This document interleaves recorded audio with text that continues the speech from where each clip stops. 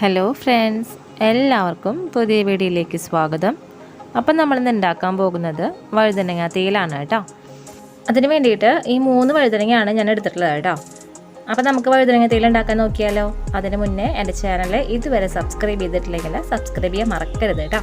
അപ്പോൾ നമുക്ക് ആദ്യം ഈ വഴുതനങ്ങ അരിയാനായിട്ട് നോക്കാം. അരിഞ്ഞ വഴുതനങ്ങ കഷ്ണങ്ങൾ ഇട്ട് കൊടുക്കാൻ വേണ്ടിയിട്ട് ഞാനൊരു പാത്രത്തിൽ കുറച്ച് വെള്ളം എടുത്ത് വെച്ചിട്ടുണ്ട്. അപ്പോൾ ഇതിലേക്കാണ് വഴുതനങ്ങ കഷ്ണങ്ങളാക്കിയിട്ട് ഇട്ട് കൊടുക്കുന്നത് കേട്ടോ. അപ്പോൾ നമുക്ക് ആദ്യം ഈ വഴുതനങ്ങ കഷ്ണങ്ങളാക്കാനായിട്ട് നോക്കാം. 4 ആക്കി മുറിച്ച് അരിഞ്ഞെടുക്കുകയാണ് ചെയ്യുന്നത്.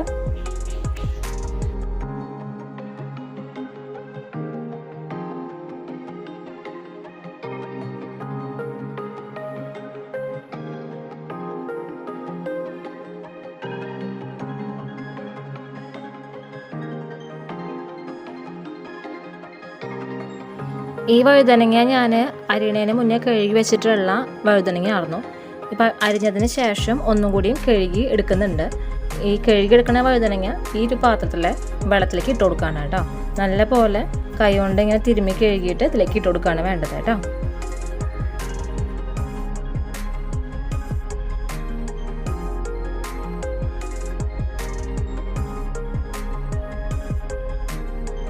അപ്പോൾ വഴുതനങ്ങ എല്ലാം കഴുകി വെച്ചിട്ടുണ്ട്. ഇനി നമുക്ക് കറി ഉണ്ടാക്കാനായിട്ട് നോക്കാം കേട്ടോ. അപ്പോൾ അതിന് വേണ്ടിയിട്ട് ഞാനൊരു പാൻ അടുപ്പത്ത് വെച്ചിട്ടുണ്ട്. അപ്പോൾ നമുക്ക് ആദ്യം നാളികേരം വറുത്തെടുക്കുകയാണ് വേണ്ടത്. അപ്പോൾ അതിന് വേണ്ടി കുറച്ച് വെളിച്ചെണ്ണ ഇതിലേക്ക് ഒഴിച്ച് കൊടുക്കുക. അപ്പോൾ വെളിച്ചെണ്ണ ചൂടായി വന്നിട്ടുണ്ട്. ഇതിലേക്ക് 1 കപ്പ് നാളികേരമാണ് ഇട്ട് കൊടുക്കുന്നത്.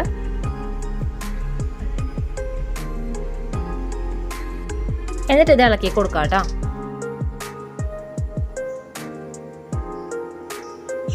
ഇനി ഇതിലേക്ക് 1 ടീസ്പൂൺ ഉലുവ ഇട്ട് കൊടുക്കാം കേട്ടോ. എന്നിട്ട് ഇത് ഇളക്കി കൊടുക്കാം.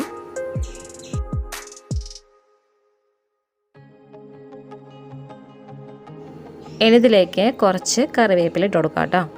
എന്നിട്ട് ഇത് നല്ല പോലെ ഇളക്കി കൊടുക്കുക. ഈ നാളികേരം ഇനി നല്ല പോലെ ഫ്രൈ ആയിട്ട് വരണം. ഒരു ഗോൾഡൻ ബ്രൗൺ നിറം ആവണം. അതുവരെ നമുക്കിത് ഇളക്കി കൊടുത്തുകൊണ്ടിരിക്കാം കേട്ടോ. അപ്പോൾ നാളികേരം നല്ല പോലെ വറുത്തെടുത്തിട്ടുണ്ട്. ഇനി ഇതിലേക്ക് നമുക്ക് പൊടികൾ ചേർത്ത് കൊടുക്കാനായിട്ട് നോക്കാം. അപ്പോൾ ഫ്ലെയിം ഞാൻ ലോ ഫ്ലെയിമിലാക്കിയിട്ടുണ്ട്. 1/2 ടീസ്പൂൺ മഞ്ഞൾപ്പൊടിയാണ് ഇട്ട് കൊടുക്കുന്നത്.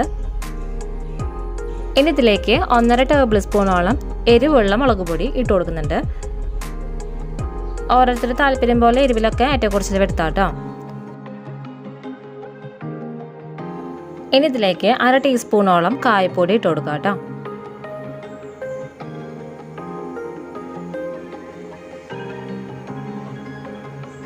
എന്നിട്ട് ഇത് നല്ല പോലെ ഇളക്കി കൊടുക്കുക. ഇനി ഈ പൊടികളെല്ലാം മൂത്ത് വരണം. അതുവരെ നമുക്ക് കണ്ടിന്യൂസ്ലി ഇളക്കി കൊടുക്കാം കേട്ടോ. ഞാനിപ്പോൾ ഇതിൻ്റെ ഫ്ലെയിം ഓഫ് ചെയ്യാണ് കേട്ടോ. നമ്മുടെ പൊടികളെല്ലാം മൂത്ത് വരാനുള്ള ചൂട് ഇപ്പോൾ നമ്മുടെ ഈ ഇതിലുണ്ട്. അതുകൊണ്ടാണ് ഫ്ലെയിം ഓഫ് ചെയ്യുന്നത്. ഇനി ചിലപ്പോൾ നമ്മൾ ഫ്ലെയിമിലിട്ടിട്ട് ചെയ്യുകയാണെങ്കിൽ പൊടികൾ ചിലപ്പോൾ കരിഞ്ഞു പോകും. അപ്പോൾ അതിലിരിക്കാൻ വേണ്ടിയിട്ടാണ് ഫ്ലെയിം ഓഫ് ചെയ്തതിന് ശേഷം ഇളക്കി കൊടുക്കുന്നത്. അപ്പോൾ ഇത് മൂത്ത് വരുന്നതിനുള്ള ചൂട് ഇതിനുണ്ട് കേട്ടോ. അപ്പോൾ ഈ പൊടികളെല്ലാം മൂത്ത് വന്നിട്ടുണ്ട് കേട്ടോ. ഇനി ഇതിൻ്റെ ചൂടാറിയതിന് ശേഷം നമുക്ക് ഇത് മിക്സിയുടെ ജാറിലിട്ടിട്ട് നല്ല പോലെ ഫൈനായിട്ട് അരച്ചെടുക്കാം കേട്ടോ. അപ്പം നമുക്ക് വഴുതനങ്ങ തീയൽ ഉണ്ടാക്കാനായിട്ട് നോക്കാം. അതിന് വേണ്ടിയിട്ട് ഞാനൊരു ചട്ടി അടുപ്പത്ത് വെച്ചിട്ടുണ്ട്. ഇതിലേക്ക് കുറച്ച് വെളിച്ചെണ്ണ ഒഴിച്ച് കൊടുത്തിട്ടുണ്ട് കേട്ടോ. ഇത് ചൂടായി വരട്ടെ. അപ്പോൾ വെളിച്ചെണ്ണ ചൂടായി വന്നിട്ടുണ്ട്. ഇതിലേക്ക് നമ്മൾ അരിഞ്ഞ് വെച്ചിട്ടുള്ള വഴുതനങ്ങയില്ലേ അത് ഇട്ട് കൊടുക്കാം കേട്ടോ.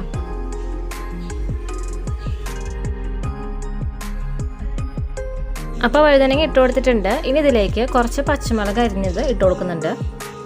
എന്നിട്ട് ഇത് നല്ല പോലെ ഇളക്കി കൊടുക്കാം കേട്ടോ.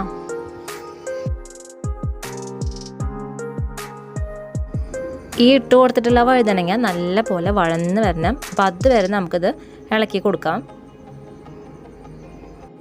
ഈ കറിയിലേക്ക് ഒഴിക്കാൻ വേണ്ടിയിട്ട് ഇത്ര പുളി ഇത് ഞാൻ വെള്ളത്തെ ഇട്ടിട്ട് കുതിർക്കാൻ വെക്കുന്നുണ്ട്. ഇത് പിഴിഞ്ഞിട്ടുള്ള വെള്ളമാണ് ഞാൻ ഈ കറിയിലേക്ക് ഒഴിച്ചു കൊടുക്കുന്നത് കേട്ടോ. അപ്പം ഞാനത് വെള്ളത്തിട്ട് വെച്ചിട്ടുണ്ട്. അപ്പോൾ വഴുതനങ്ങ നല്ല പോലെ വഴന്ന് വന്നിട്ടുണ്ട്. ഇതിലേക്ക് നമുക്ക് പുളിവെള്ളം ഒഴിച്ചു കൊടുക്കാം കേട്ടോ. എന്നിട്ട് ഇത് നല്ല പോലെ ഇളക്കി കൊടുക്കാം. ഇനി ഇതിലേക്ക് ആവശ്യത്തിനുള്ള ഉപ്പിട്ട് കൊടുക്കാം കേട്ടോ. എന്നിട്ട് ഇത് ഇളക്കി കൊടുക്കാം. കറിയിലേക്ക് ഒഴിച്ചു കൊടുക്കുന്ന വെള്ളത്തിൻ്റെ അളവെന്ന് പറയുന്നത് ഓരോരുത്തരുടെ താല്പര്യം പോലെയാണ് കേട്ടോ. ഞാനിപ്പോൾ ഇത്ര വെള്ളം ഒഴിച്ചു കൊടുത്തതേ ഉള്ളൂ. അപ്പോൾ ഇത് നല്ല പോലെ തിളച്ച് വരണം. പുളിയുടെ ആ റോസ് സ്മെല്ലെല്ലാം പോകണം. അപ്പോൾ അതുവരെ തിളച്ച് വരട്ടെ കേട്ടോ. ആ നേരം കൊണ്ട് നമ്മൾ ചൂടാറാനായിട്ട് മാറ്റി വെച്ചിട്ടില്ലേ നാളികേരം വറുത്തത്, അത് മിക്സിയുടെ ജാറിലിട്ടിട്ട് നല്ല പോലെ ഫൈനായിട്ട് അരച്ചെടുക്കാം കേട്ടോ. അപ്പോൾ ഇത് തിളച്ച് തുടങ്ങിയിട്ടുണ്ട്. കണ്ടിന്യൂസ്ലി ഒരു 5 മിനിറ്റ് ഇത് ഇങ്ങനെ കിടന്ന് തിളക്കട്ടെ കേട്ടോ. 5 മിനിറ്റിന് ശേഷം ഇതിലേക്ക് അരച്ച് വെച്ചിട്ടുള്ള നാളികേരത്തിൻ്റെ അരപ്പ് ഒഴിച്ചു കൊടുക്കാം. നല്ല പോലെ ഫൈനായിട്ടാണ് അരച്ചെടുത്തിട്ടുള്ളത്. ഇതേപോലെ ഫൈനായിട്ട് അരച്ചെടുക്കണമെങ്കിൽ കുറേശ്ശെ വെള്ളത്തിൽ വേണം കേട്ടോ അരച്ചെടുക്കാനായിട്ട്. അപ്പോൾ അത് ചേർത്ത് കൊടുത്തിട്ടുണ്ട്. എന്നിട്ട് ഇത് നല്ല പോലെ ഇളക്കി കൊടുക്കാം. മിക്സിയിലത്തെ അരപ്പെല്ലാം കിട്ടാൻ വേണ്ടിയിട്ട് കുറച്ച് വെള്ളം ഒഴിച്ചിട്ട് നല്ലപോലെ മിക്സ് ചെയ്തിട്ട് ആ വെള്ളം കൂടി ഇതിലേക്ക് ഒഴിച്ചു കൊടുക്കുന്നുണ്ട് കേട്ടോ. ഇനി ഇതിലേക്ക് ഇട്ട് കൊടുത്തിട്ടുള്ള ഉപ്പെല്ലാം കറക്റ്റ് അല്ലേ എന്നൊന്ന് നോക്കി നോക്കാം കേട്ടോ. ഞാൻ നോക്കിയപ്പോൾ എല്ലാം കറക്റ്റാണ്. കറി നല്ല പോലെ തിളച്ച് വരണ വരെ നമുക്ക് വെയിറ്റ് ചെയ്യാം. അപ്പോൾ കറി തിളച്ച് വന്നിട്ടുണ്ട്. 5 മിനിറ്റോളം ഇങ്ങനെ കിടന്ന് തിളക്കട്ടെ കേട്ടോ. അതിനുശേഷം നമുക്ക് ഫ്ലെയിം ഓഫ് ചെയ്യാം. അപ്പോൾ 5 മിനിറ്റ് ആയിട്ടുണ്ട്. ഞാനിതിൻ്റെ ഫ്ലെയിം ഓഫ് ചെയ്യണം കേട്ടോ. ഇതിലേക്ക് കടുക് പൊട്ടിച്ച് ഒഴിക്കാനായിട്ട് നോക്കാം. അപ്പോൾ അതിന് വേണ്ടിയിട്ട് ഒരു ചീഞ്ചിട്ട് അടുപ്പത്ത് വെച്ചിട്ടുണ്ട്. അതിലേക്ക് കുറച്ച് വെളിച്ചെണ്ണയും ഒഴിച്ചു കൊടുത്തിട്ടുണ്ട് കേട്ടോ. ഈ വെളിച്ചെണ്ണ ചൂടായി വന്നു കഴിഞ്ഞാൽ ഇതിലേക്ക് കുറച്ച് കടുക് ഇട്ട് കൊടുക്കാം. അപ്പോൾ കടുക് ഇട്ട് കൊടുത്തിട്ടുണ്ട്. ഈ കടുക് പൊട്ടി കഴിഞ്ഞ് വറ്റാം കേട്ടോ.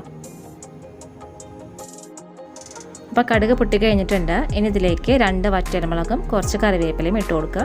എന്നിട്ട് ഇത് ഇളക്കി കൊടുക്കുക. അപ്പോൾ ഇതായിട്ടുണ്ട്. ഇനി നമുക്കിത് കറിയിലേക്ക് ഒഴിച്ചു കൊടുക്കാം കേട്ടോ. ഞാൻ അതിൻ്റെ ഫ്ലെയിം ഓഫ് ചെയ്തിട്ടുണ്ട്.